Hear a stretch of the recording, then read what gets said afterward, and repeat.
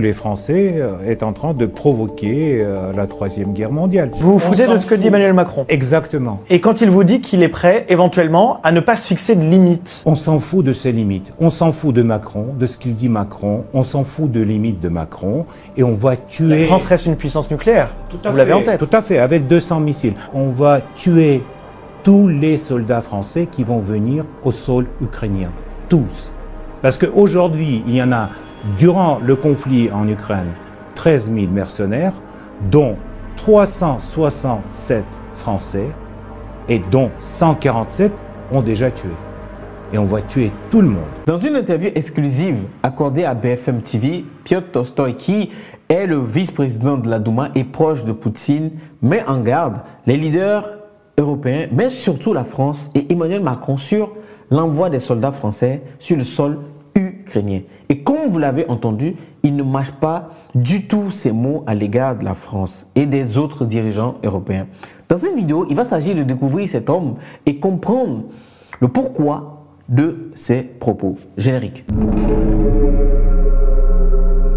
Alors, avant d'aller un peu plus loin dans l'analyse de ces propos tenus dans l'interview, découvrons qui est cette personnalité clé et fascinante de la politique russe. Qui est Piotr Tolstoï? Piotr Olegovitch Tolstoï est né le 20 juin 1969 à Moscou, en Russie. Et si son nom de famille vous semble familier, ce n'est pas par un hasard. Il est un descendant direct de Léon Tolstoï, l'écrivain légendaire de Guerre et Paix. Héritier d'un tel nom, c'est à la fois un honneur et une responsabilité, surtout dans une Russie où l'histoire et la culture occupent une place centrale.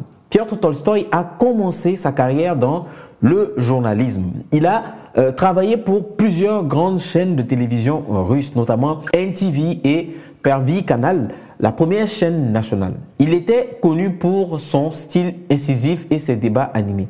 Pendant des années, il a présenté des émissions politiques qui mettaient en avant les points de vue du Kremlin. Donc sa carrière de journaliste l'a rendu vraiment célèbre, mais aussi controversée, car ses prises de position reflètent souvent les intérêts du gouvernement russe. En 2016, Tolstoï a quitté le journalisme pour entrer en politique. Il a rejoint le parti russe uni, le parti au pouvoir dirigé par Vladimir Poutine. Très vite, il est élu député à la Douma d'État, le Parlement russe. Mais ce n'est pas tout. Aujourd'hui, Piotr Tolstoï est vice-président de la Douma, l'un des postes les plus influents dans le paysage politique russe. Son rôle, participer à la prise des décisions stratégiques pour le pays et défendre les positions du Kremlin. Piotr Tolstoï est aussi connu pour ses déclarations provocatrices. Il a pris des positions fermes sur des sujets comme les relations avec l'Ukraine, les sanctions internationales ou encore les tensions avec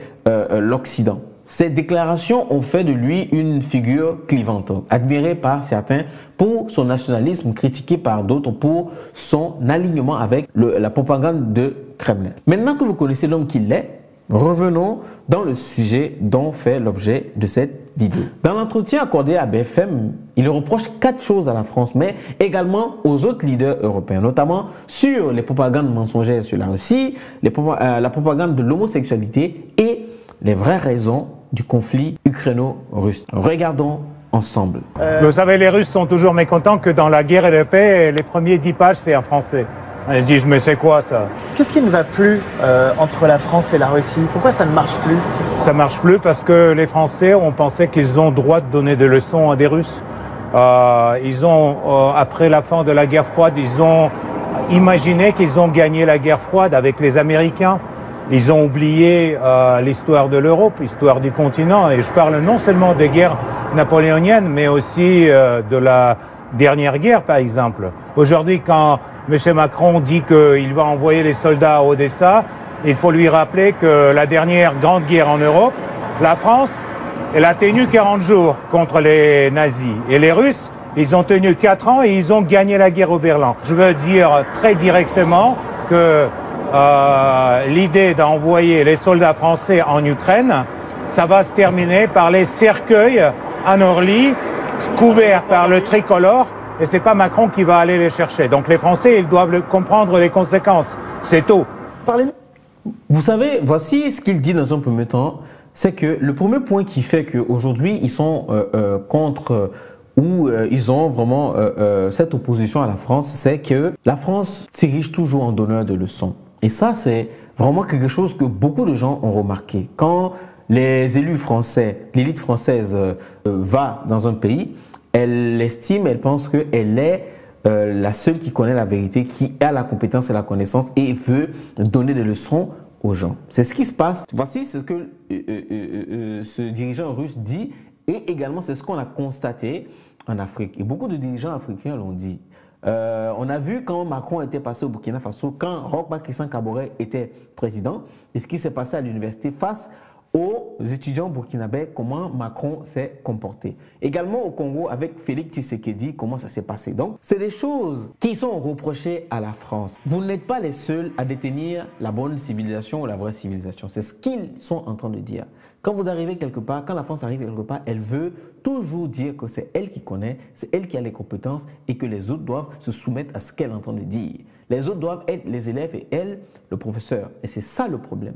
C'est ça déjà que beaucoup de gens reprochent à l'élite française. Quand je parle de l'élite, je parle des élus français, je parle des politiques français, je ne parle pas des Français en général. Parce que je sais qu'il y a beaucoup de Français qui vivent dans les pays d'Afrique, qui vivent en Russie, qui ne sont pas forcément d'accord avec les dirigeants ou la politique, le système politique français. Et c'est ce qu'ils reprochent. Ça, c'est le premier point qui est soulevé et souligné dans cette interview par Piotr Tolstoï. On regarde la suite pour avoir le deuxième point. Un peu de nous, parce que vous nous connaissez très bien, vous parlez un français parfait, vous avez étudié en France, vous avez été... Oui, j'ai fait mes études, une partie de mes études en France et j'ai travaillé pour la presse française aussi, ici à Moscou, dans les années 90. Donc la France, vous la connaissez, vous l'avez aimée. Qu'est-ce qui ne va plus? Pourquoi vous ne nous aimez plus? Mais pourquoi je dois vous aimer? Vous avez entamé 19 000 sanctions contre mon pays, vous menez une guerre économique, vous mentez sur la Russie chaque jour sur BFM.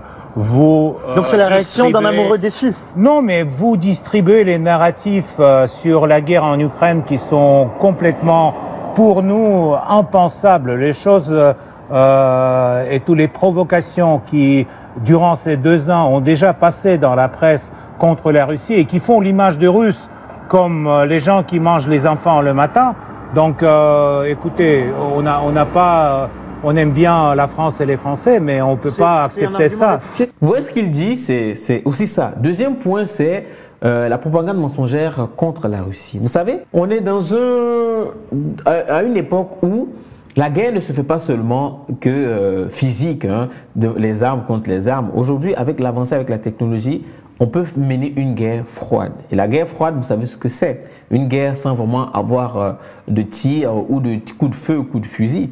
C'est une guerre qui se mène. Et aujourd'hui, avec la propagande, elle existe depuis. C'est une forme de guerre. Et je pense qu'aujourd'hui, c'est ce qui est en train de se passer. C'est pour ça que moi, je me suis toujours dit que maintenant, aujourd'hui, quand je vois maintenant comment les choses se passent, comment les médias peuvent divulguer des informations fausses sur une personne et que beaucoup de gens vont accepter et croire. Aujourd'hui, beaucoup de Français regardent, c'est normal, les télévisions qui sont dirigées par ces Occidentaux-là.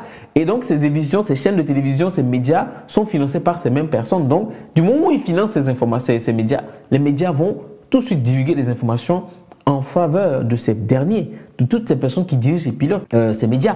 Quand on regarde par exemple en Afrique, moi je fais toujours le parallèle avec l'Afrique. Quand je regarde pour Gbagbo, quand Gbagbo on devait sortir Gbagbo, qu'est-ce qu'on n'a pas raconté sur Gbagbo pour pouvoir justifier leur acte, leur prise de décision à aller s'ingérer dans cette politique ivoirienne et faire sortir Laurent Gbagbo de là où il était. Qu'est-ce qui s'est passé avec Kadhafi? Nous tous ici, moi je me rappelle très bien, on a été contre Kadhafi parce qu'on suivait les informations, ce qu'on nous donnait comme information. C'est ça qui nous a fait croire que Kadhafi était une mauvaise personne.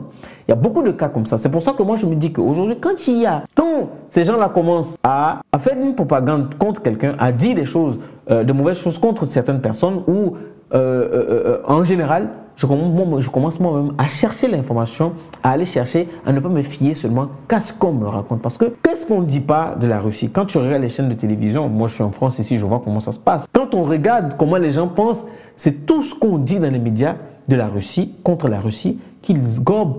Et c'est normal. À longueur de journée, si vous ne regardez que ça, et que vous ne cherchez pas à aller regarder ailleurs, autre chose, pour comprendre, pour aller chercher. Quand on essaie de chercher, il faut aller chercher la critique, il faut aller confronter les infos pour vraiment soi-même se faire une propre idée.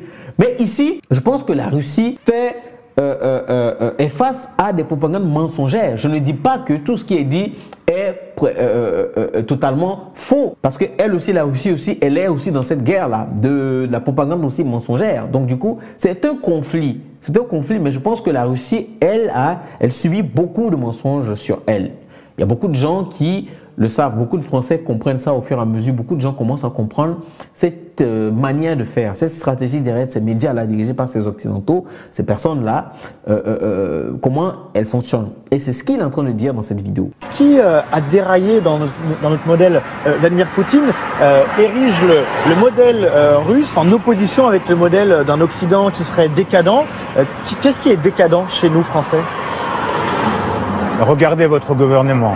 Est-ce que on peut vraiment, à 21e siècle, penser que c'est pas décadent d'avoir des gens si spéciaux Qu'est-ce que vous entendez par là? Gouvernement? Mais Vous faites référence au fait que notre Premier ministre Gabriel Attal est ouvertement homosexuel? Je fais référence qu'aujourd'hui la France est gouvernée d'une partie par les pervers. Tout simplement. Alors, être homosexuel, c'est être spécial, voire pervers? Tout à fait. Pour nous, oui. Absolument. Mais c'est pas... Donc il n'y a pas d'homosexuels en Russie? Non, et bien sûr, il y en a. Mais il n'y en a pas dans le gouvernement. Est-ce qu'ils sont protégés? Est-ce que les homosexuels en Russie peuvent vivre librement et protégés par le gouvernement? Bien sûr, leur vie privée est protégée, mais ils n'ont pas droit à la propagande ouverte de leur mode de vie. Le fait qu'on ait un Premier ministre ouvertement homosexuel, Gabriel Attal, pour vous, ça fait partie de cette...